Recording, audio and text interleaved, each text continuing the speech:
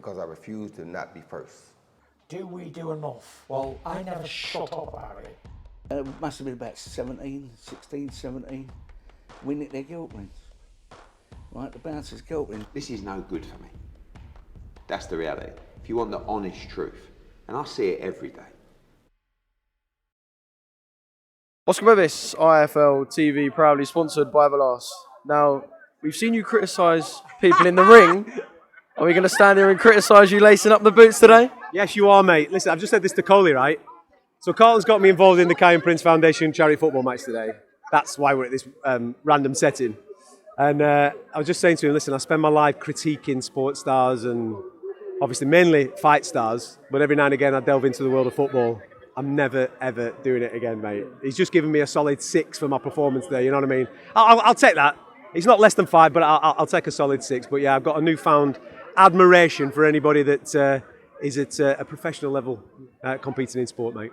I'll tell you what, a 6 when you're on the pitch with the likes of Joe Cole. Come on.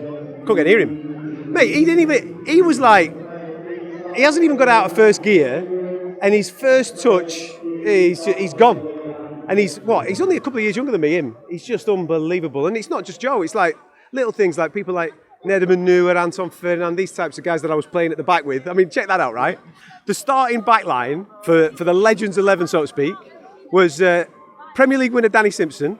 Then you've got Nederman Nuer, Anton Ferdinand, absolute legends, and me.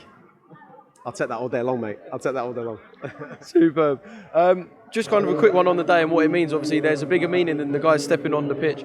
Serious knife crime problem in this country. And obviously, this foundation relates back to the killing of Kine 17 years ago. But there is a bigger meaning for the guys stepping on the pitch today. Yeah, 100%. And that's the reason why I'm here, if I'm honest. Don't get me wrong, it's nice.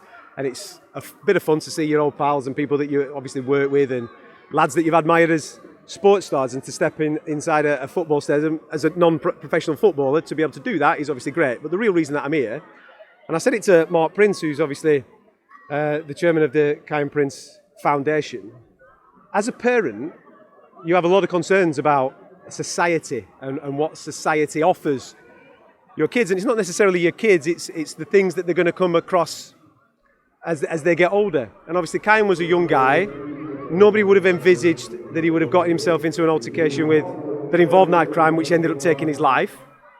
And I'm fearful of that as a parent. So therefore, if you can raise awareness for great foundations like this, that are trying to change the mindset of young people that are a little bit disassociated with society, people that think there is no hope, that there is no positive outcome, then I'm absolutely going to jump at that opportunity. And that's the real reason why everybody is giving up their time to be a part of this today. Hopefully they've raised a few quid, they've raised a bit of awareness, and this foundation can carry on doing some fantastic work, making positive change in young people. Because at the end of the day, if they don't, then the news stories are only going to get worse. Every time you turn the news on, there's something, isn't there? Someone in London, someone in Liverpool, someone in Manchester, someone in Newcastle. All these major cities have knife crime problems. So giving up a bit of time to play a game of football to raise a few quid is absolutely nothing in my eyes. And hopefully this is the start of a relationship with the Kai and Prince Foundation where we can do a little bit more. I think obviously with Mark's connections with boxing, then hopefully we can, cross over into the fight sports world as well. I'm not saying that I'm going to fight, for crying out loud, right? Because I'll get my ass kicked. But if we can raise some awareness and get that community as well on side, then it can only be a good thing. Yeah, I'll avoid that question and asking you about that. The key thing is when it said jabbing, not stabbing. So I'll end by saying that jabbing, not stabbing. I thought that was a kind of a brilliant tagline. Just a couple of things. We've got Haney Lobachenko tonight and Taylor Cameron. By the time this goes out, they'd have been done. So I just, rather than cover them, I want to talk about something from the fight week, specifically for Katie Taylor and Chantel Cameron. Conor McGregor, really good introduction to just kind of have him around the fight week and keep that buzz.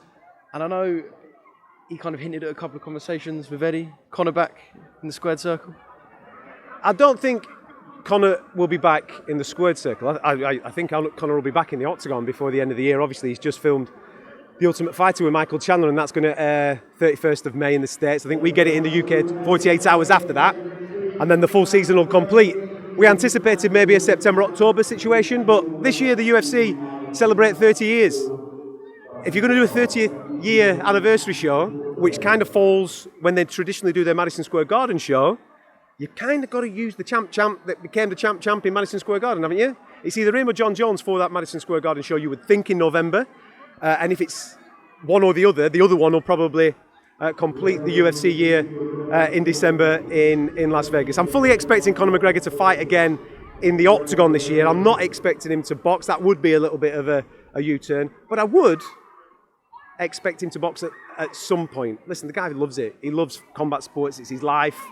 Everybody's seen now the Netflix documentary that he's just released. He's just obsessed with martial arts in whatever way, shape or form. So yeah, and listen, he's partnered with Eddie now. You know, they're obviously, they've become quite close over this period with Katie Taylor. I know that they're committed to whatever Katie's doing in September. Should she have been? I know this is after the fight when this is going out, but if she's been successful against Chantel Cameron, September they're going to partner up again. So yeah, man, listen. Conor McGregor, hiya young man, do you want to do a bit of interview? Come on, you're going to have to introduce yourself. This is, right, I'll have to lift you up, come here. Tell everybody who you are, what's your name? Akai. Akai, what did you think of my performance today, Akai? Say great, say brilliant. Great. Akai knows. Do you know anything about boxing, Akai? No. No, what do you know about football? Yeah. Who's your team?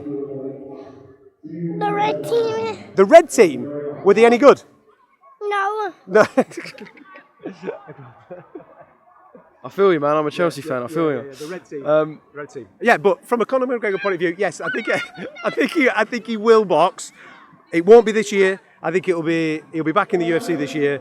And the partnership with Eddie Hearn's a great thing. Listen, at the end of the day, as he's told us and Eddie Hearn's told us, it wouldn't have happened, this event with Chantel Cameron, without the introduction or involvement of Conor McGregor. So, listen, man, it's a good thing to be able to get Katie Taylor fighting back in Ireland, isn't it? Just one more thing. You mentioned John Jones. Kind of in the Tyson Fury mix now. We had Ngannou, now we've got John Jones involved. Who is Tyson Fury going to fight? And it's not going to be a UFC fight, is it? No. I'm going to be honest. I'm fed up. I'm fed up of talking about what he's going to do next. The person that he should be fighting next is Alexander Usyk, and he should have fought him in April. That's the answer. It's hard, isn't it? I mean, we obviously live in this game, and we're talking about this constantly, and you're looking for narratives and you're looking for conversation, but eventually it just becomes tiresome. Fans are tired of just hot air. They're sick of talk. They won't walk.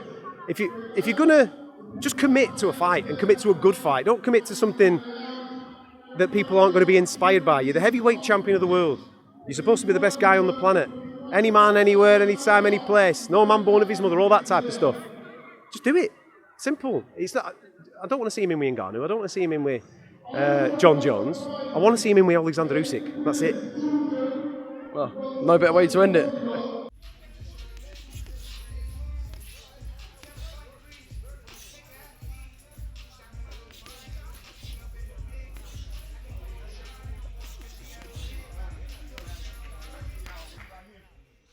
Because I refuse to not be first.